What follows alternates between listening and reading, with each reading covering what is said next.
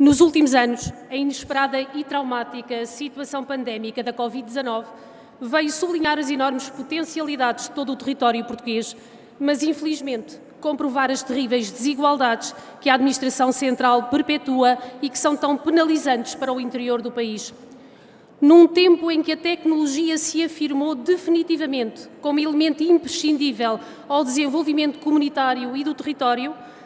não podem existir zonas excluídas no acesso às ligações e impossibilitadas da comunicação remota, eficiente e rápida.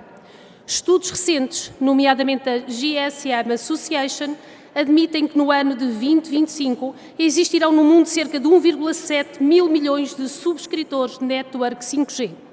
A transformação digital será suportada por redes com maior largura de banda, mais rápidas e de maior qualidade, com menores tempos de latência e com a possibilidade de ligar milhares de equipamentos em simultâneo, mesmo em zonas de grandes aglomerados populacionais ou, por exemplo, em grandes eventos, complexas estruturas hospitalares e vias de intenso trânsito terrestre. A título de exemplo, imagine-se a oportunidade de conduzir cirurgias remotamente, de monitorizar e atenuar catástrofes naturais, melhorar circuitos de produção, entre tantas outras profundas alterações que parecem estar ao alcance de uma antena. A Ernst & Young Global, numa press release recente, deu conta dos resultados de um estudo intitulado Reimagining Industry Future Study 2021, em que 1000 empresas de dimensão mundial e de atividades diversas foram auscultadas quanto à tecnologia 5G. Nesse estudo, 74% das organizações inquiridas acreditavam que esta tecnologia 5G representaria uma oportunidade de reinvenção dos seus processos nos próximos 5 anos. Ainda no mesmo relatório, e apesar da necessidade de avançar para esta nova realidade, apenas 18% dos inquiridos considera as operadoras com conhecimento suficiente para a transformação digital. Assim, é evidente concluir que o futuro é 5G e que existe uma enorme oportunidade para o desenvolvimento de competências essenciais e que estão ao alcance de universidades e centros de investigação também em Portugal. Este é um tempo que Portugal não pode perder e que não pode, de forma alguma, ser uma vez mais mortífero para uma parte significativa do nosso território nacional. A concessão de licenças de operação em Portugal através de leilão pela Anacom, ou melhor, a titularidade dos direitos de utilização das frequências, é um processo recente e esteve e está envolto em polémica, com as grandes operadoras a denunciarem a existência de proteção do Estado a novas empresas acabadas de chegar ao mercado. Entretanto, as grandes operadoras têm vindo a desenvolver testes em zonas mais ou menos conhecidas e os portugueses com equipamentos adequados têm vindo a dar conta por breves períodos da existência de cobertura 5G. O Estado terá encaixado até ao momento, segundo a Comunicação Social, 566,8 milhões nas 2 fases de licitação.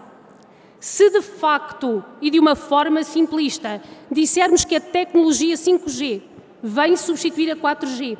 e acharmos que esta substituição vem melhorar o funcionamento da cobertura que existe no território nacional, estaremos a ignorar dolosamente a falta de uniformidade na cobertura nacional. Será um desprezo para zonas extensas do país, cujos níveis de interioridade nos dias de hoje fazem estar completamente desprovidas de rede por manifesto desinteresse das operadoras e por esquecimento do poder político. De facto, encontramos no território nacional zonas completamente excluídas, verdadeiras regiões de sombra, desprovidas de comunicações, desconectadas da realidade, cuja fragilidade nessa matéria foi posta a nu pela pandemia. Os designados nómadas digitais, com necessidades óbvias para desenvolverem o seu trabalho, gritaram carência nas infraestruturas de comunicações. A necessidade durante a pandemia de alavancar áreas como a telemedicina e de levar informação de saúde e cuidados de saúde de forma rápida e eficaz deixou evidente a existência de portugueses excluídos de toda e qualquer reforma digital, seja ela 5G ou de qualquer outra geração. A título de bom exemplo, recentemente os municípios da CIM da região de Coimbra chamaram a atenção para o facto de ser necessário olhar para a diversidade do território e encará-la como se de uma grande metrópole se tratasse, sublinhando o facto do Acordo de Parceria Portugal 2030 não contemplar projetos estratégicos para o desenvolvimento e competitividade, designadamente nas áreas da saúde, tecnologias digitais e mobilidade.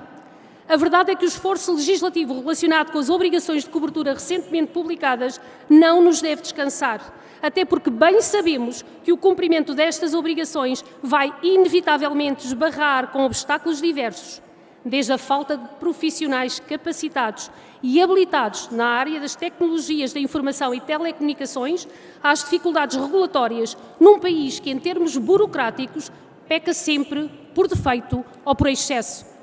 Assim, tendo sérias dificuldades em encontrar a carga burocrática adequada, haverá um sem número de limitações e obstáculos que cidadãos, autarquias e empresas, os utilizadores em geral, terão de estar preparados para superar.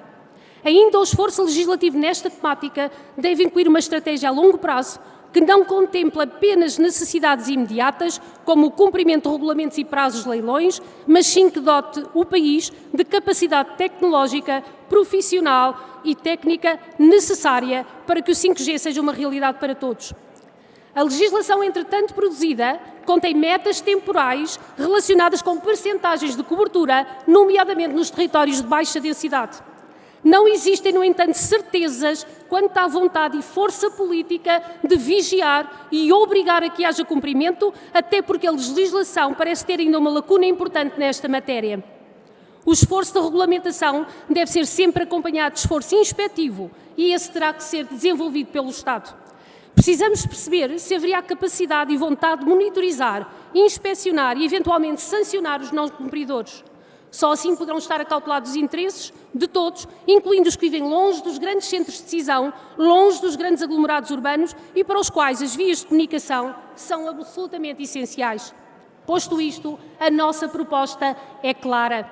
que sejam criadas comissões de acompanhamento do processo de instalação e monitorização de resultados da tecnologia 5G e que essas comissões incluam representantes do poder local, os que exercem em proximidade com as populações, os que conhecem efetivamente a realidade dos seus territórios, por forma a serem regularmente ouvidos pela autoridade nacional. Em nosso entender, qualquer outro processo de acompanhamento será ineficaz pelo distanciamento e alheamento da realidade.